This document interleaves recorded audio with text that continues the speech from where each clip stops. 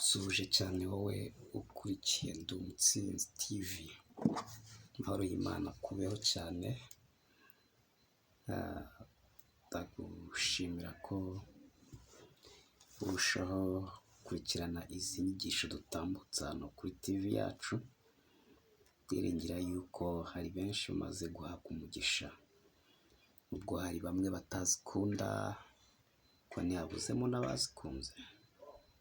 Rero ndagusaba ngo byibuze wowe wazikunze ujye ukora kuri like, ikindi utere na komantinge, tumenye ko koko wumva ibintu byacu, kandi tumenye n'aho ushobora kuba utarumvise, hanyuma tubashe kugusobanurira ku buryo burambuye.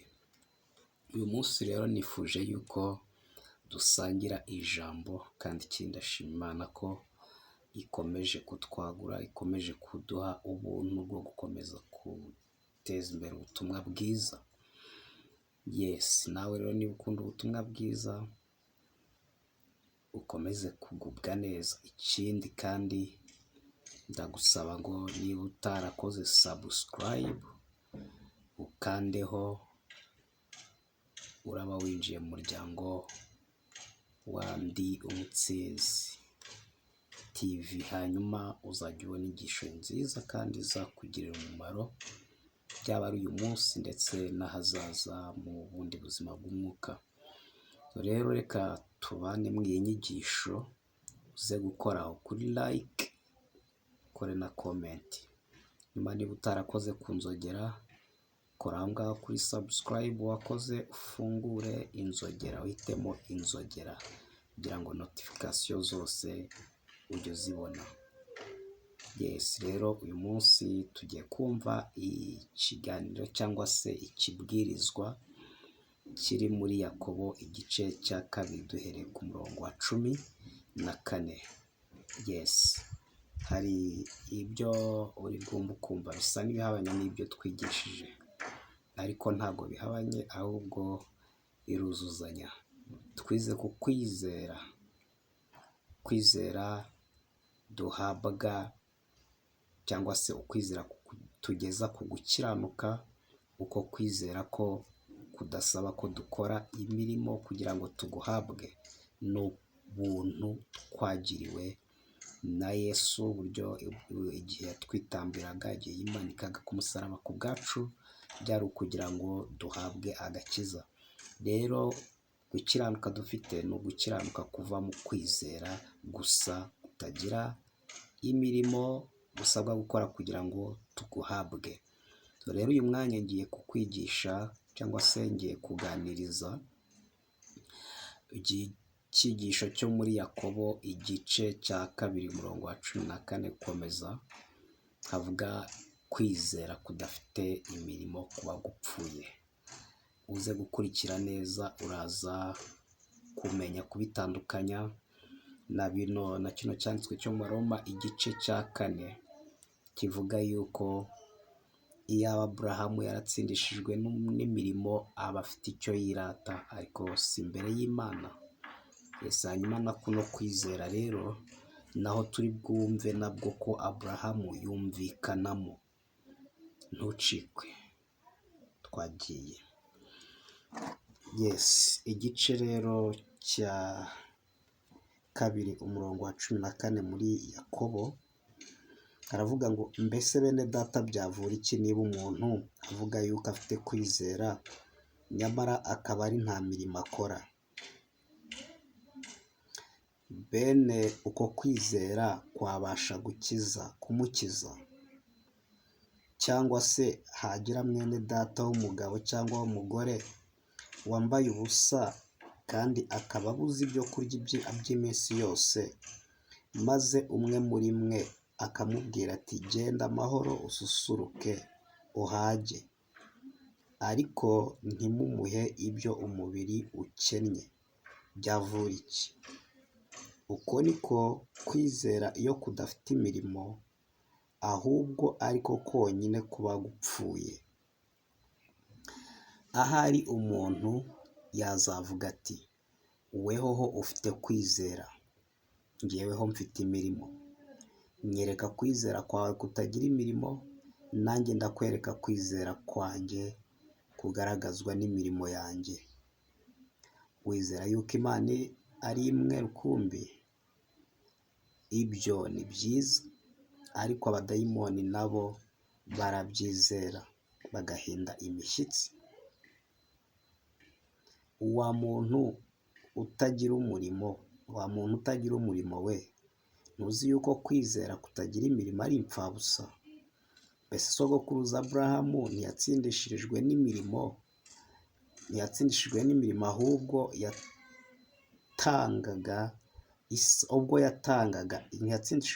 ubwo yatangaga Isaka umwana we ngo atambwe ku gicaniro. Ubonye yuko kwizera kwafatanyije n'imirimo ye, kandi kwizera kwe kwatunganijwe rwose n'imirimo ye. Nicyo cyatumye ibyanditswe bisohora, bya bindi bivuga ngo Aburahamu yizeye Imana imuhwanyirizwa no gukiranuka, yitwa inshuti y'Imana. Mubonye yuko umuntu adatsindishirizwa n'imirimo, adatsindishirizwa no kwizera gusa. Dore na Maraya wa Rahabu, mbese ntiyatsindishijwe n'imirimo ubwo yacumbikiraga za ntumwa akaziyobora indi nzira? Nuko rero nk'uko umubiri udafite umwuka uba upfuye, nako no kwizera kudafite imirimo kuba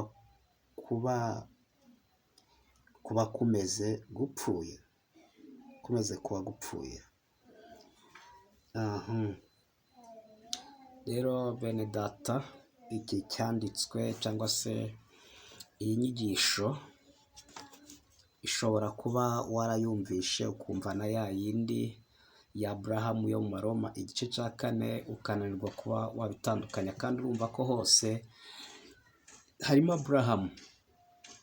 Ibyanditswe bivuga ko Aburahamu atatsindishijwe n'imirimo mu gice cya 4 cy'Abaroma, ahubwo ngo yatsindishijwe no kwizera, kuko iyo aza kuba yaratsindishijwe n'imirimo ngo aba afite icyo yirata, ariko ngo si imbere y'Imana. Kuvuga ngo mu by'ukuri aba afite icyo yirata iyo aza kuba hari imirimo yakoze, ariko uyu munsi ntacyo kwirata kuko nta mirimo yahawe kwizera bidaciye ku mirimo yakoze.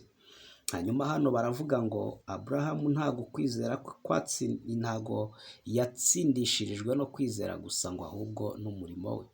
Ko bagaragaza ngo yagiye gutamba. Icyatumye agaragazwa ko ari inshuti y'Imana ni uko yagize ukwizera, hanyuma uko kwizera gutuma atamba umwana we ku gicaniro kugira ngo atwikwe. Icyo gihe rero ngo byari bigaragaye yuko yizeye. Hanyuma hano bakavuga ngo none se nyereka ukwizera kwawe kutagira imirimo, nanjye nkwereke ukwizera gufite imirimo, turebe. Bigaragaze ko ukwizera ugufite muri wowe ntabwo kwagira uwo kugaragarira uvuze ngo ndizera mu mutima, ariko ntugire igikorwa icyo ari cyo cyose kigaragaza ukwizera, ntabwo umuntu yakwemera ko ufite uko kwizera. Kuvuga ngo ukwizera tujuru kugomba kugaragazwa n'ibikorwa. Igikorwa ukoze kigomba kugaragaza ibyo wizeye koko. Nyuma rero wowe wizeye iki? Ese bigaragazwa n'iki? Rero buri gihe ukwizera kurigaragaza. Icyo nakubwira no muri Yakobo bivuga ko ukwizera iyo ugufite kurigaragaza. Kugira umurimo ubwako gukora rwose ukagaragaza ko wizeye. Haleluya. Hanyuma rero niba uvuga ngo ndizeye, abakumva bazavuga ati se kwizera kurihe? Kwizera kwawe kurihe? Yesu bari bari mu nyanja bari kwambuka, hanyuma yisinziriye, ubwato buza kujya mu bibazo ubwo imiraba yari iteye, ubwo imihengeri yari ibaye myinshi, ubwato bwuzura amazi butangira no gushaka gucubira.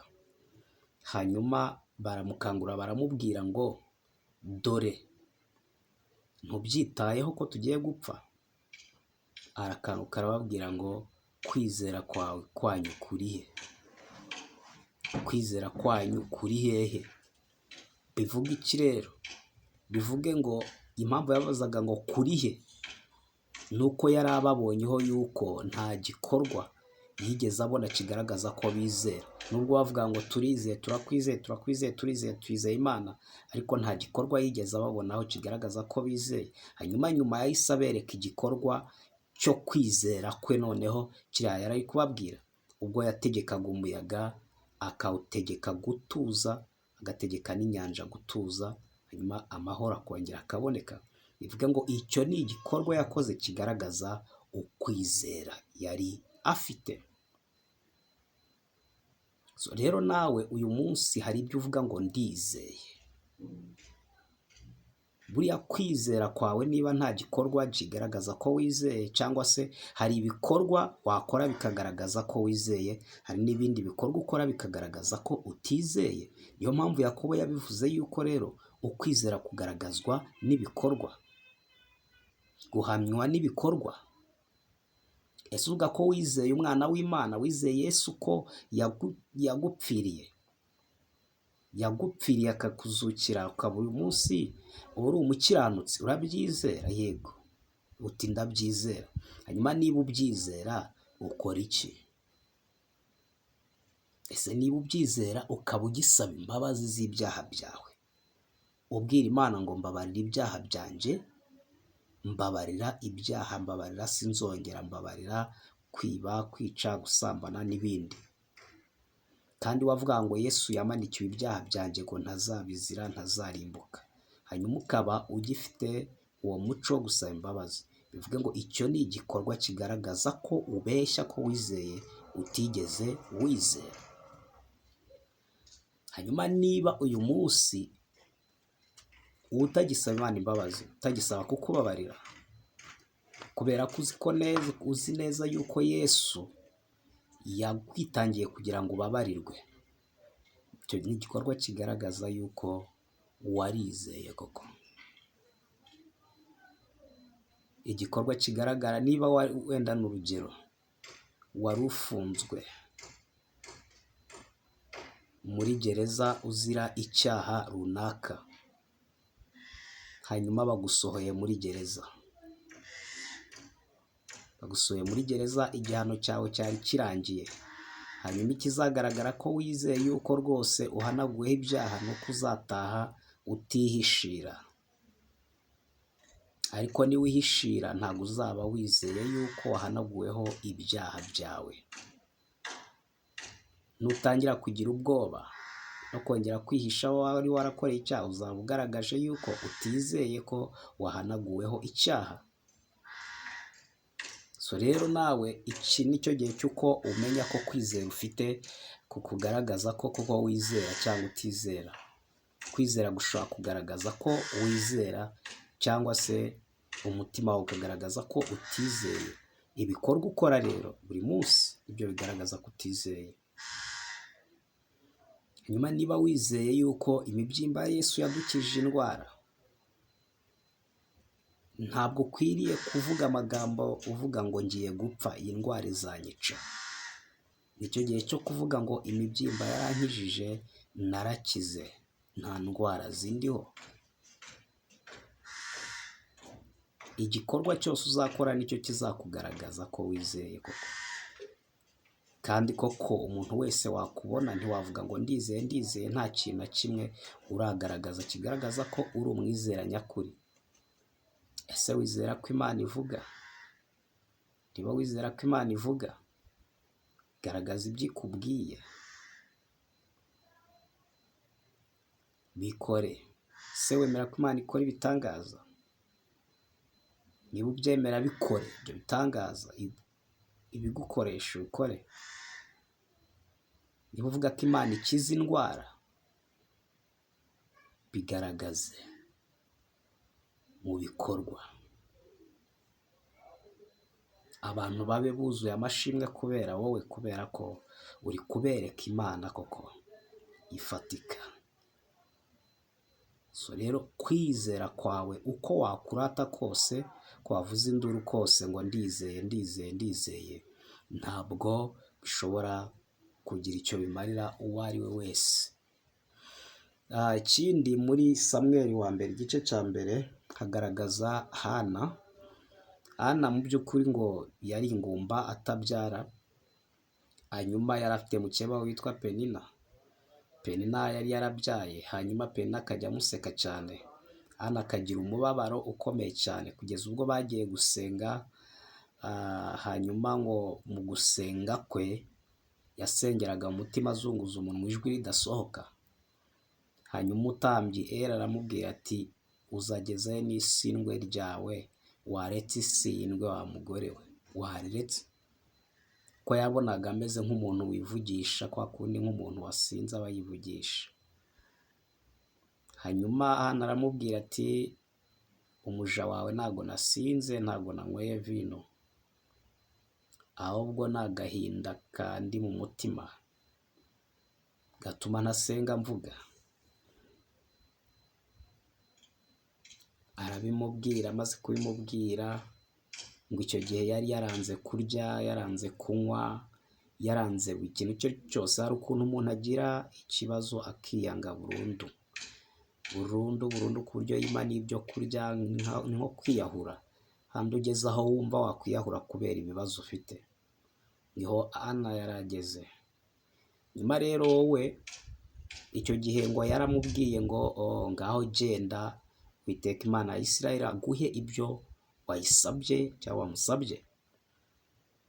Hana ngo uwo munsi noneho baratashye, ararya aranywa rwose aritunganya ngo yimeza neza.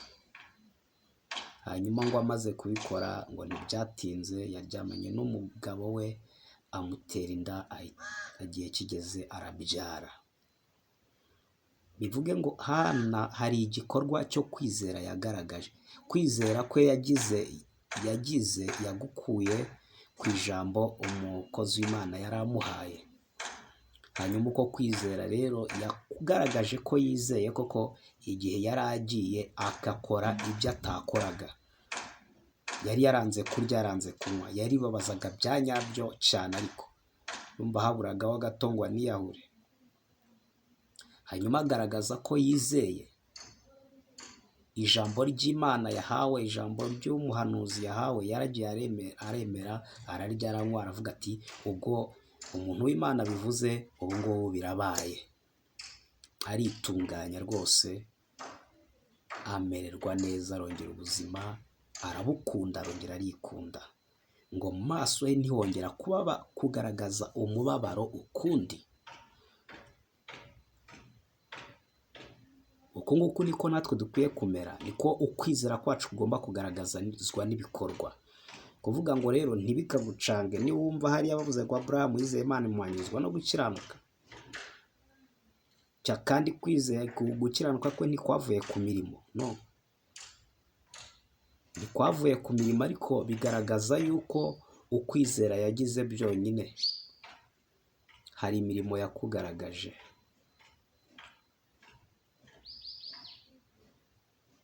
Avuze ko yizera Imana ari n'inshuti yayo, hanyuma ajya kwitambira igitambo, yemera gutanga umwana we.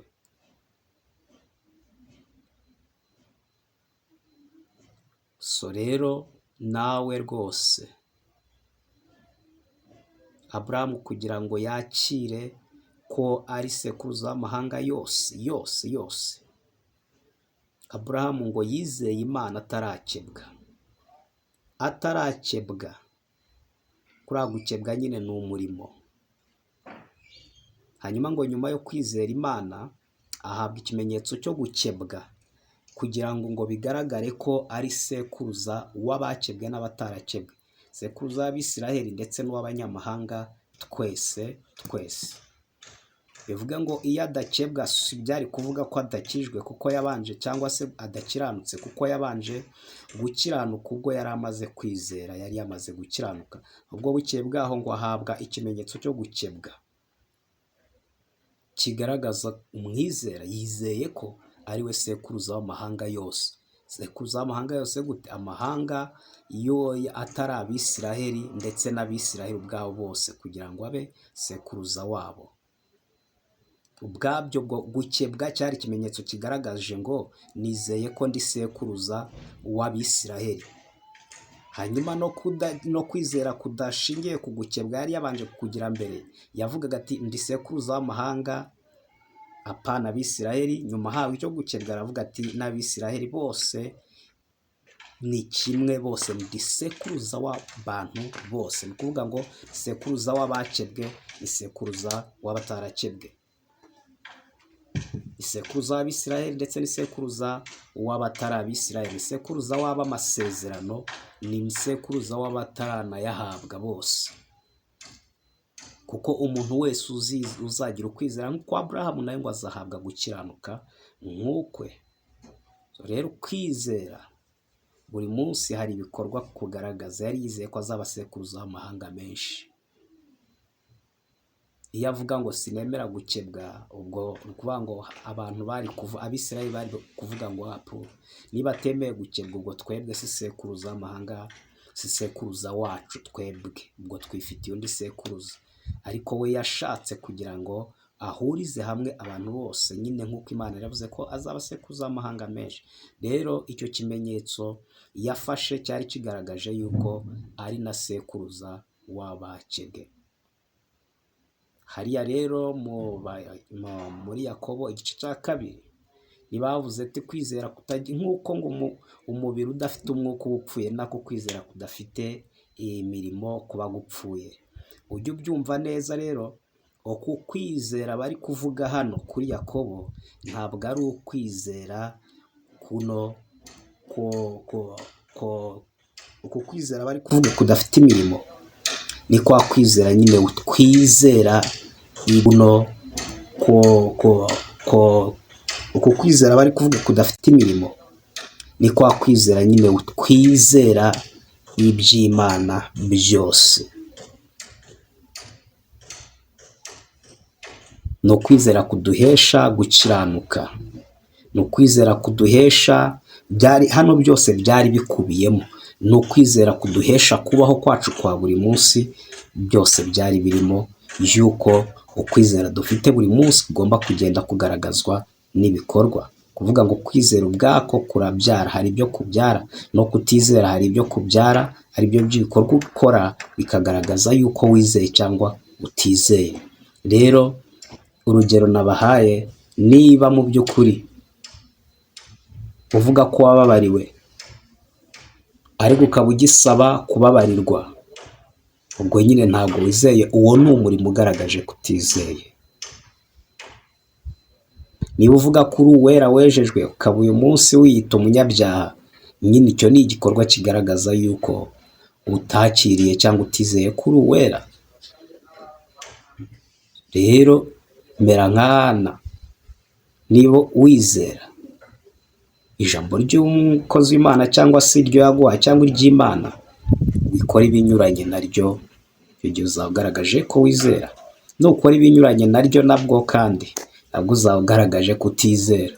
Niba gusengeye, ni urugero agusengeye ku ndwara zawe, mu by'ukuri akakubwira ati genda urakize, hanyuma wowe ugakomeza kugendana umubabaro ugishaririwe nk'uko wari umeze mbere ataragusengera, mu by'ukuri utishimye umutima ko hari impinduka zabayeho, icyo gihe ntabwo uzaba wizeye icyo gikorwa ukora. Niba ukomeje kugira iminkanyari no gukanyarara, uzaba ugaragaje kutizeye. Ariko niba kubona uzakubona wese, mu by'ukuri agomba kubona ko hari impinduka zabaye bitewe n'uko hari icyo wakiriye mu mutima, uko ni igikorwa kigaragaza ko wizeye. Hana Aburahamu ngo yarabwiwe ngo ntambira igitambo, ntambira umwana wawe, kubera ko niba unyemera ko turi inshuti. Ubwo yari ari kugeragezwa, hanyuma bigaragaza ko yemeye koko agatamba wa mwana we, bihita bigaragaza yuko ari inshuti nyayo koko y'Imana. Bazi yavuga ngo ndagukunda Mana, Imana yamubwira ati zanira umwana wawe umuntambire, akavuga ati ku mwana we ndagukunda ariko sigaho. Inshuti z'iki gihe arakubwira ngo ndagukunda ariko bino oya. Icyo gihe rero ntabwo aba agukunda. Niba kwimye icyo wamushakagaho kandi avuga ko agukunda, mu by'ukuri ntabwo aba agukunda. urwo rukundo agukunda rugomba kugaragazwa n'igikorwa, kuko Imana yakunze abari mu isi cyane bituma itanga umwana wayo w'ikinege. Hanyuma nawe niba ukunze tanga, niba wizera rero hindura imivugire, hindura imikorere, hindura uko wibwiraga. Apana kuvuga ibintu ku munwa gusa ngo urizeye nta gikorwa, ko kwizera kwawe kugomba kugaragazwa n'ibikorwa. So rero igikorwa uzakora kizagaragaza ko wizeye cyangwa utizeye. Nubwo Imana bukubeho uko kwizera uko kugaragazwa n'imirimo. Ariko reka mbabwire nanone aho bitandukaniye nakora kwizera bavugaga ko mu Baroma igice cya 4, ni ukuvuga ngo hano Yakobo yavuga ko uko kwizera wizera Imana bikaguhanyirizwa no gukiranuka, ariko ibikorwa nanone ushobora gukorera imbere y'abantu bashobora kuvuga ko utizeye cyangwa wizeye. Ni ukuvuga ngo imirimo igaragaza uwo murimo. Bavuga ukwizera kugaragazwa n'ibikorwa, kuba kubyereka nde ni abantu. Umuntu niba kwizeyeho gukiza indwara nyine ubwo uramusengera akire, nicyo bivuga. Ukwizera kwawe kugaragajwe n'umurimo wakoze. Hanyuma rero hariya kuri kwizera ko kwizera ngo kuko umutima ari w'umuntu yizeza akabagwaho gukiranuka. Kuvuga ngo gukiranuka kuva ku mutima. Umutima iyo wizeye uhita uba umukiranutsi, niwo wizeza. Gukiranuka rero niba wizeye rero muri wowe, nta wabimenya ko wizeye, kandi ngo nta n'uwo byavura. Byavura iki? Uvuze ko ufite kwizera ariko nta bikorwa, byavura iki? Ese byamarira iki uwo bibwiye? Niba afite ikibazo akeneye kukimukemurira kandi wizeye ko ibyo bibazo wabikemura cyangwa bikemuka, we ntubikore. Imbaraga rero zo kwizera zigomba kwigaragaza n'ibikorwa ukora bikagaragaza ko wizeye koko. Ni ku yandi magambo, kwizera ntikwihishira, kurakora, gufite ibikorwa bifatika bigaragara, kurigaragaza ukwizera. Rero uzajye nawe buri munsi umenya neza yuko niba wizeye ugomba kugaragaza ukwizera kwawe, ko kugaragazwa n'ibikorwa. Hari ibikorwa ugomba gukora bigaragaza ko uri umwizera nyakuri, apana guhora ubivugagura mu magambo gusa. Rero hariya ntago bavugaga imirimo itegetswe n'amategeko, ngo kwizera kutagira imirimo kwa gupfuye. Ngo nubyumva se, ngo nyine ukwizera kudaherekejwe n'imirimo myiza ngo kuba gupfuye. Oya, bivuge ngo ubwo ngubwo rero waba uhinyuye iki byanditswe byahamijwe ko umuntu adatsindishirizwa n'imirimo, aho gatsindishirizwa no kwizera. Hanyuma hari imirimo itegetswe n'amategeko, hakaba n'imirimo yo kwizera. Imirimo itegetswe n'amategeko ni ntukice, ntukibe, ntugasambane, ntukarwane, ntukagire ibiki. kandi ibi ngibi byanditswe bivuga ko niyo wabyirinda ntiwabona gukiranuka. Ubwo gukiranuka kuzanwa no kwizera. Ugenda usome mu Baroma igice cya 3 umurongo wa 20 ukomeze 21, aho niho uri busange yuko ibyo niyo wabireka, niyo wabikurikiza utabona ubwami bw'Imana, cyangwa se ntiwaba intungane mu maso y'Imana. Ariko wizeye gusa birahagije, wizeye Kristo igikorwa yakoze birahagije. Hanyuma rero iyi mirimo itegetswe n'amategeko ntago ariyo Yakobo yari arimo aravuga hano muri Yakobo igice cya 2 umurongo wa 14. Komeza. Hari imirimo yo kwizera, hakaba n'imirimo itegetswe n'amategeko. Yandi magambo, hari imirimo yo gukiranuka, hakaba n'imirimo itegetswe n'amategeko. Imirimo yo gukiranuka ni nayo mirimo yo kwizera, ari byo bikorwa nyine ukora ubikoreshejwe n'ukwizera. Wizera ko gukiza indwara bibaho, ko Umwuka Wera atanga imbaraga cyangwa se atanga impano zo gukiza indwara. Yego, ngaho zikize bigaragarire bose. Wizera yuko wababariwe, rekeraho gusaba imbabazi kuko nyine warababariwe. Icyo ngicyo nicyo kigaragaza rero ko wizeye ijambo koko, hanyuma ibikorwa nyine ukora ibyo ngibyo nibyo bigaragaza yuko uri umwizera nyakuri. Hanyuma imirimo yo gukiranuka ntabwo ari imirimo itegetswe n'amategeko. Hari imirimo yo gukiranuka ariyo mirimo yo kwizera, kuko kwizera umutima ni w'umuntu yizeza akaba rwo gukiranuka. Hanyuma uko gukiranuka nako hari imirimo guproducinga. Uko gukiranuka kuva ku kwizera hari imirimo guproducinga. Hari imibereho izanwa n'uko wakiriye gukiranuka muri wowe. Iyo mibereho rero ni ukuba umutsinzi muri ubu buzima, ni ukugenda ukora ibintu mu mbaraga z'umwuka wera cyangwa mu mbaraga z'uko gukiranuka, apana mu mbaraga zawe. Rero utandukanye hano ntabwo bari barimo baravuga imirimo itegetswe n'amategeko, kuko ibyanditswe bivuga ko iyo mirimo itegetswe n'amategeko ubwabyo izana gucirwaho iteka, izana urupfu. None hano bari kugaragaza yuko ukwizera ko cyangwa se Aburahamu kuri kwizera kwamuhanyijwe no gukiranuka kwagaragajwe n'imirimo ubwo yatambaga Isaka. Bivuge ngo nawe igihe cyose uzavuga ko uri umwizera, hari ibikorwa bizagaragaza ukwizera urimo uravuga. Nshimana kubeho, nkandira aho kuri subscribe, nkandire kuri like, nkandire kuri like and comment. Uraba ugize neza. Bye bye.